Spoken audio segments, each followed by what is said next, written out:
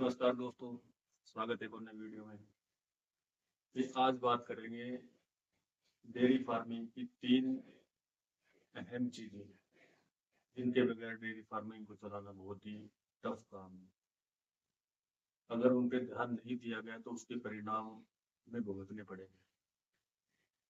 ये 3 चीजें किसी भी फार्म पे अगर सुव्यवस्थित ढंग से चल रही हैं, अगर तीनों चीजें अच्छे ढंग से हम संचालित कर पा रहे हैं तो हमारी फार्म की ग्रोथ को कोई रोक भी नहीं सकता।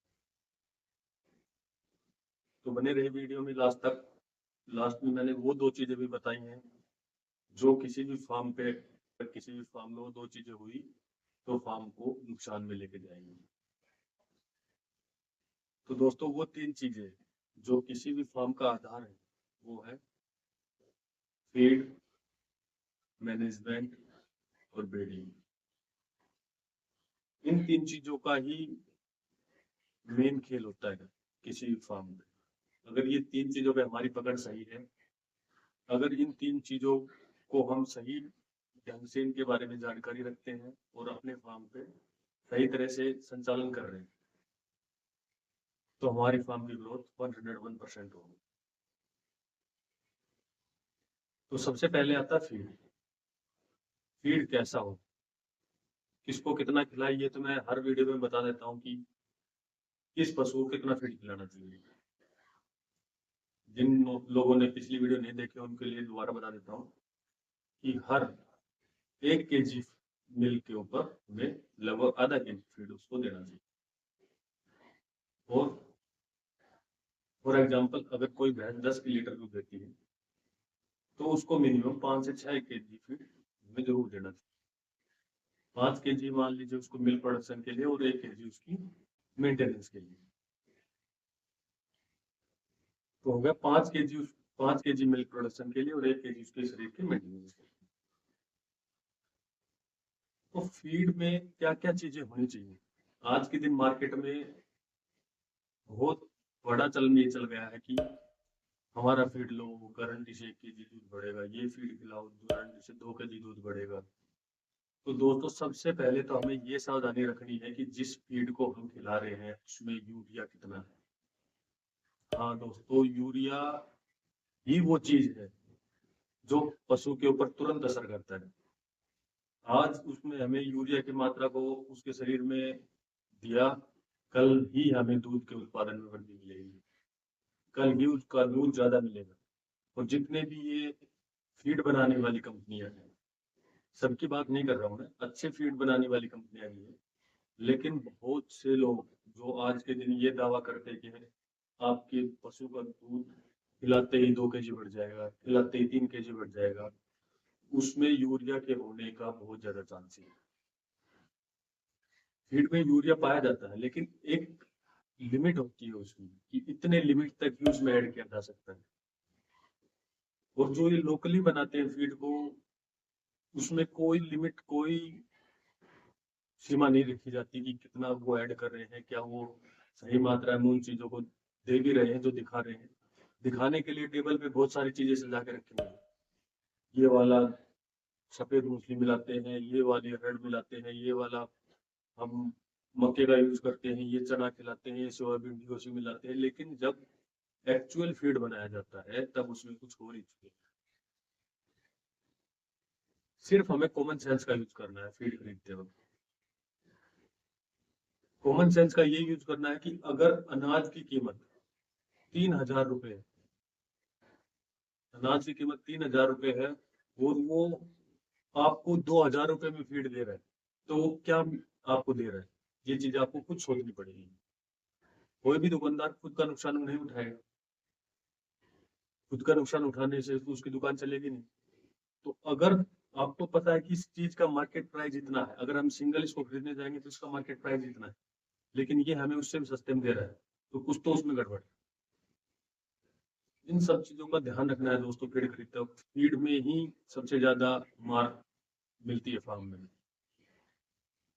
अगर फीड बहुत ज्यादा महंगा खरीदा तो हम बचत नहीं कर पाएंगे। तो शुरुआत में जो भाई कम भैंसे रखते हैं, कम पशु रखते हैं, वो अपना फीड घर पे ही तैयार कर सकते हैं। फीड में 4-5 चीजें जो है वो अहम है, वो होनी चाहिए। उसके अलावा आप अपना जो भी फार्मूला यूज कर सकते हैं कीजिए, लेकिन ये चीजें जरूर होनी चाहिए जिसको हम एक संतुलित पशु आहार कहते हैं। संतुलित पशु आहार बनाने के लिए पशु को कार्बोहाइड्रेट, प्रोटीन, मिनरल्स, फाइबर, ये सब चीजें इसमें होनी चाहिए। और ये चीजें मिलती किससे हैं? कार्बोहाइड्रेट के जो सोर्सेज होते हैं वो होते हैं अनाज, हर प्रकार का अनाज, चाहे वो गेहूं, मक्का, जौ, ज्वार, बाजरा, जो भी किसी भी प्रकार का अनाज हम पशु को खिलाएं वो उसे कार्ब से प्रोवाइड करवाए, और कार्ब से उसको एनर्जी मिलेगी। उसके शरीर को जो एनर्जी मिलती है, हमारे शरीर को भी जो एनर्जी मिलती है वो कार्ब से ही मिलती है। नंबर 2 पे आता है प्रोटीन सोर्स। जितने भी प्रकार की खली है, जो भी आपकी मार्केट में अवेलेबल है, सस्ते दामों में अवेलेबल है खली, वो खली आप उसको खिलाएं। चाहे वो सरसों की खली हो, चाहे वो बिनोला खली हो, मूंगफली की खली हो, सोयाबीन की खली हो, कोई भी खली, खली पशु को प्रोटीन ही देती है। तो आप जो भी खली चूज करें अपने पशु को, जो पशु आराम से चाव से खा ले, वो खली आप उसको खिलाइए, जो पैसे में भी आपको सही लगे। नंबर 3 पे आता है फाइबर। फाइबर के सोर्स होते हैं जितने भी छिलके होते हैं, अनाज के छिलके हो या दालों के छिलके, जैसे गेहूं का चोकर, चने का छिलका, सोयाबीन का छिलका, या किसी अरहर का, मूंग का, दाल का छिलका, ये जितने भी छिलके हैं ये फाइबर के सोर्सेज होते हैं। तो हमें अपने फीड में छिलके को जरूर ऐड करना चाहिए, ताकि उसका जो फाइबर है उससे पशु का डाइजेस्टिव सिस्टम अच्छा रहे, पाचन क्रिया मजबूत रहेगी, तभी उसके शरीर में अनाज पच पाएगा। देखोगे कि बहुत सारे पशुओं के गोबर के माध्यम से अनाज बाहर निकल जाता है, उसका जो शरीर है उसको सही से डाइजेस्ट नहीं कर पाता। नंबर 4 पे आता है मिनरल मिक्सचर। मिनरल मिक्सचर दोस्तों फीड में ऐड करवाना बहुत ज्यादा जरूरी है। उसी से आप, अगर पशु के शरीर में मिनरल्स की पूर्ति होगी, तभी वो समय पे गाभिन होगा, अपने दूध की पीक पे भी जाएगा, और आपको लंबे समय तक दूध देगा।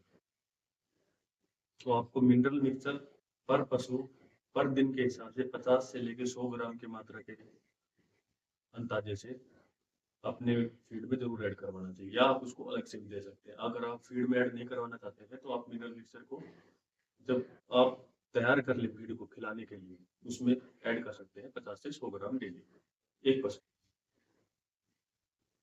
इसके अलावा दोस्तों नमक, नमक और मीठा सोडा, ये दो चीजें बहुत ज्यादा जरूरी है। सोडियम के लिए नमक, और उसको सही से डाइजेस्ट करवाने के लिए आप 10 ग्राम, 5 ग्राम, पशु के हिसाब से थोड़ी मात्रा में आप मीठा सोडा भी उसको दे सकते हैं।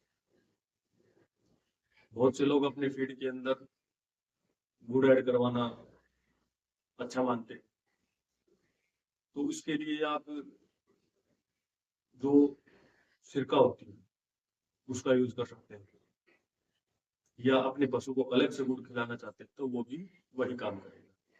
आपको फीड में ऐड करवाने नहीं चाहते हो तो फीड में ऐड नहीं करवाए। सर्दियों के समय में हम ऐसे भी पशु को खिलाते हैं। तो ये 4-5 चीजें थी दोस्तों जिनको ध्यान में रख के अगर आप फीड बनाते हो तो फीड में जो भी पशु का रिक्वायरमेंट है वो फुलफिल हो जाएगी। उसके अलावा पैसा वेस्टेज है, आप बहुत तरह के चीजें खिलाना उसको कोई ज्यादा जरूरी नहीं। नंबर 2 है दोस्तों मैनेजमेंट। अपने फार्म के ऊपर आप किस तरह का मैनेजमेंट रखते हैं, आपकी लेबर का किस तरह का मैनेजमेंट है। मैनेजमेंट में सिर्फ साफ सफाई ही नहीं आती, मैनेजमेंट शुरू होता है जब आप अपने फार्म पे सबसे पहला कदम रखते हैं। वहां से लेके शाम को जब आप बिस्तर पे सोने जाते हो तब तक हर चीजें क्या समय पे हो रही है, और सही चीजें सही समय पे होनी चाहिए, तभी जाके आपका फार्म ग्रोथ करता है। लोगों को हमने बड़े बड़े फार्म्स में देखा है कि मैनेजमेंट इस लेवल तक का होता है कि जब आप फार्म में कदम रखते हो तो जहाँ पे कुछ स्टेप होता है, पहला कदम आपका फार्म में पड़ता है, वहीं पे चूना बिछा मिलेगा ताकि कोई भी बैक्टीरिया फार्म के अंदर ना जाए। ये भी एक मैनेजमेंट का ही पार्ट है। लोग इस लेवल का मैनेजमेंट भी करते हैं। आपको हर पशु की खुरली में, उसके नीचे फर्श पे, हर तरफ चूने की पुताई मिलेगी, ताकि अगर पशु, एक तो बैक्टीरिया नहीं पैदा होने देगा चूना, दूसरा अगर पशु वो पानी के माध्यम से या उसके चारे के माध्यम से थोड़ी थोड़ी मात्रा में उसके शरीर के अंदर जा रहा है, तो वो कैल्शियम का काम करेगा। जैसे आप पशु को किसी जगह पे आपने पौंड बना रखा है, उसमें आप पशु को पानी पिला रहे हैं, उस पौंड में आप चूने की पुताई करवा दीजिए। आपके गोबर का क्या मैनेजमेंट है? आपके फार्म पे बीमारियां उतनी ज्यादा आएगी जितना बैक्टीरिया साफ सफाई नहीं होगी, जितना बैक्टीरिया आपके फार्म पे ज्यादा होगा उतनी ज्यादा बीमारियां आएंगी।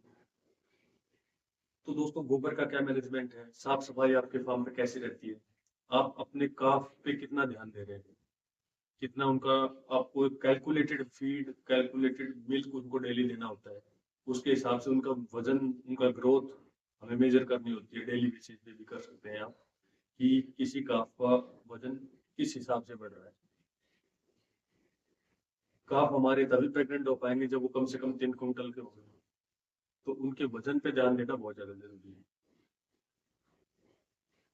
तो ये थे मैनेजमेंट के कुछ पार्ट। अब बात आती है ब्रीडिंग की। तो ब्रीडिंग सुनने में और करने में बहुत छोटी चीज है, हम बहुत आसानी से कर सकते हैं ब्रीडिंग, और ये छोटी सी चीज ही आगे चल के फार्म की दिशा तय करेगी कि हमारा फार्म किस दिशा में। अगर हमने ब्रीडिंग पे शुरू में ही ध्यान दिया, शुरू से हम इस चीज को लेके चले अपने फार्म पे कि हमें अच्छी नस्ल के पशु लेके आने हैं और उन पे अच्छी ब्रीडिंग करनी है, तो ये आपका एक पार्ट हो जाएगा फार्म का, आपको अलग से कुछ ज्यादा करने की जरूरत नहीं है। तो जब उनके काफ पैदा होंगे, वो अच्छी नस्ल के होंगे। अगर कोई भी काफ अपनी मिल्क से 1 लीटर भी दूध ज्यादा दे रहा है ना, तो वो आपका बेनिफिट ही है दोस्तों। उसमें इम्यूनिटी पावर अपनी मदद से ज्यादा होगी, उसकी ग्रोथ अपनी मदद से जल्दी होगी, अगर हम सही ब्रीडिंग करवाएंगे।